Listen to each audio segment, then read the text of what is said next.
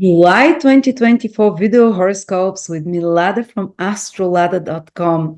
July is forming up to be a very interesting month, a month of battle between light and darkness, but the light predominates because the month starts with a new moon on Sirius, the most spiritual, powerful star, the brightest star in the sky with energy. The Christed energy is carried there, which with only with good aspects. Then the whole month, Jupiter is passing over the eye of the bull, the luckiest star, according to ancient astrology of Hermes, the star of success and abundance. And Jupiter is the planet of success and abundance. And this happens once in 12 years only. This is the star of Archangel Michael. So we have the energy of the Christ consciousness through the new moon coming to us. It's Sirius is the star of freedom, of being free. That's why a lot of Independence Days happen for different countries around that day. So the energy of freedom and spiritual awakening comes through the new moon, while through Jupiter, we have the energy of Archangel Michael coming who fights the dark forces. Simultaneously with that, Uranus and Mars are coming together, and in the middle of the month, they join on the critical degree, 25 degrees of Taurus, where projected the star Algol, a demonic star, the most inauspicious star. It has like demonic influence there, and it's star of catastrophes and shocks and beheadings and losing one's head.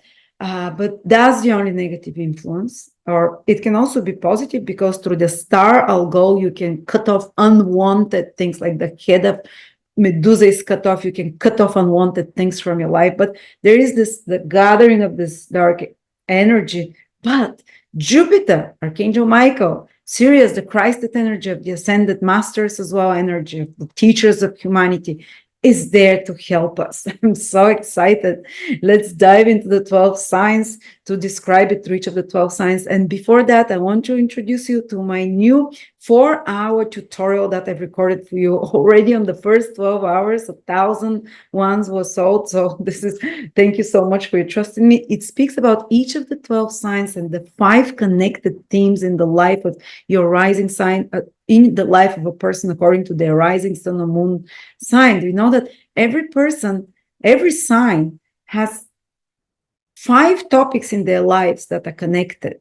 For example, do you know that Aquarius people, especially Aquarius rising, their money and financial success very much depends on their social connections and on their friendships, because the ruler of the second house is also the ruler of the 11th house, second house of money with 11th house of friends or social network. That's why very often Aquarius need to social network and can become abundant through that. Or if their friendships are not good, their money is not going to be good. Or, for example, let's take someone else, Taurus rising. Their second house of finances is connected, is the same ruler as the 5th house. So their financial state can really change after having a children, or if they do something creative that they really love.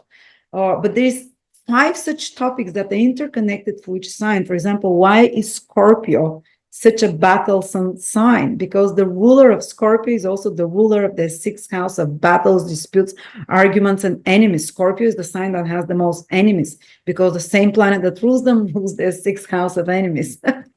But because it's Mars, that planet that rules them, they win over their enemies. But it means they have more enemies. So so I would describe you and how to do remedies if one area of your life is not working, for relationships, for your career. Like, for example, for Capricorn, if their career is not working, which is ruled by Libra, Venus, they should focus on the 5th house, which is also ruled by Venus, to raise the vibration of their Venus, and their career will also start flowing. So they might do some fun stuff, creative stuff, or even after having a child, their career can take off. But anyway, if you're interested to take this course, it's $24, 4 hours, and it becomes 39 after the 15th of July. Now let's start. Virgo, Sun, Moon, Rising, July 2024. Virgo, the month begins with the new moon in your 11th house in Cancer, and it's an extremely auspicious new moon. I absolutely love it because the Sun, Moon, The sun and moon and even Venus very close align with the star Sirius, which is considered the brightest star in the sky and one of the most spiritually uplifting stars. And it's in a very lucky house for you, 11th house of gains, of recognition, 11th house of fulfilling your dreams and wishes. So there is this powerful impulse to renew your ability to influence others, to renew your ability to fulfill your dreams, and to align you somehow to achieving some of your long-term goals, some social and economic pursuits. So there can be, even after this new moon, some recognition for you, more gains for you, more ideas about some project that you want to do, and even new friendships that appear, but these will be blessed friendships or connections with like-minded people, because Sirius is the most spiritual star. So maybe with spiritual people, benevolent people. Sirius corresponds to the energy, the Christed energy, the energy of the ascended masters and entities that take care of humanity. Sirius is the spiritual leader of our sun, the translator of the energies towards our solar system from the galactic center, according to esoteric knowledge. And you have it in your 11th house of benefactors, friends. So maybe connect with like-minded people, go to some events after this new moon in July. Maybe through friends, there can be some really uplifting help for you.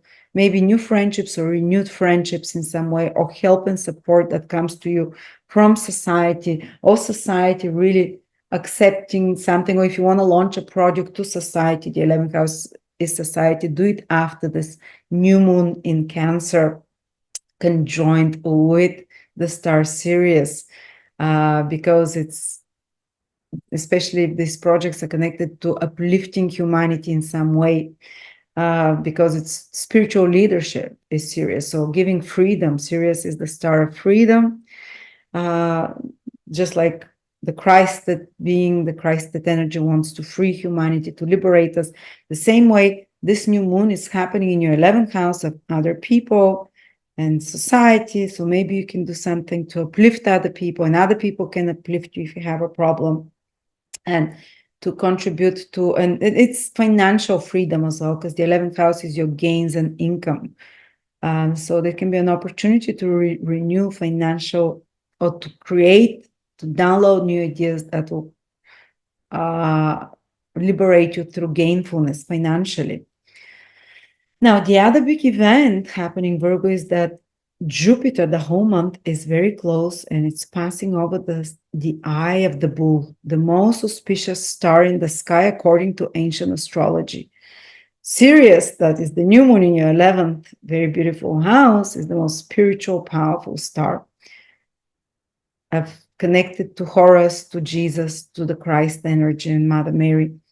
Aldebaran, where Jupiter will be the whole month, and it's only once in 12 years Jupiter passes there, is the luckiest and most wealthy star, according to Hermes.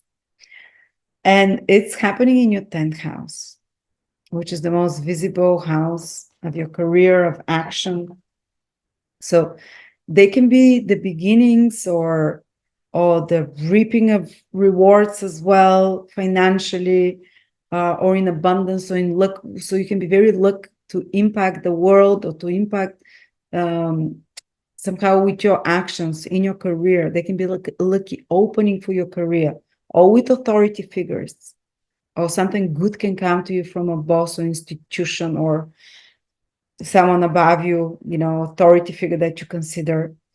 Or if you're your own boss, you can have some downloads clearly through the star of Aldebaran to be more successful, to move forward and expand your business. But use July as much as you can, because from August, Jupiter will stay being in your 10th house of career and contribution to the world and your success. This is the success house, the 10th house, and Jupiter there helps you achieve this success, especially now in July, transiting through the most successful star of abundance as well, and leadership. It's abundance and leadership. So it's a very powerful time for Virgo to be the leader now, to take positions and so on. But after July, from August, Jupiter will start being squared by Saturn. So things will slow down or become more difficult there. So if you have some big project to initiate, a career switch to make, or if you want to approach someone in power authority, do it now with Jupiter in super good star of Archangel Michael that will help. You can give you help from those in higher positions, while the new moon in Cancer in your 11th house is giving you support through friends and like-minded people and community. So very successful. It can be a very successful month from Virgo. The 11th house is activated with the auspicious star Sirius new moon of gains, of clients, of fulfilling goals and dreams, and being a support from the community. And the 10th house is activated by Jupiter through the most powerful positive star. And the 10th house is your career, your actions, authority figures that can help you as well. In the middle of the month, there is a bit more stressful combination, Mars conjunct Uranus, but it's not going to be so stressful for you because it's in your 9th house. There is kind of a lucky house, but still you can feel it. Mars and Uranus around the 14th, 15th, 16th. It's kind of more nervous energy. There can be confrontations about your belief systems, whether it's political, ideological, or you can be activated into action because Mars is the action planet, because of some realization you have. Or it can be but it can be something to do with foreign countries, with foreign documents, or with travel to foreign places. But I would advise to be a bit more careful if traveling those days. Is just nervous energy. They can be, don't want to scare you, accidents and stuff like that, but it's just that people are just more tense around that time, and it activates your house of traveling, the axis of traveling. But it can initiate you and get you active into 9th house activities as well this month, which is pursuing knowledge, ideological conflict and battle, but also realizing some powerful truths as well, because it's the house of truth. And Uranus is one of the planets of truth. So finding out some truth, exposing some lies, bringing it there into the surface for others.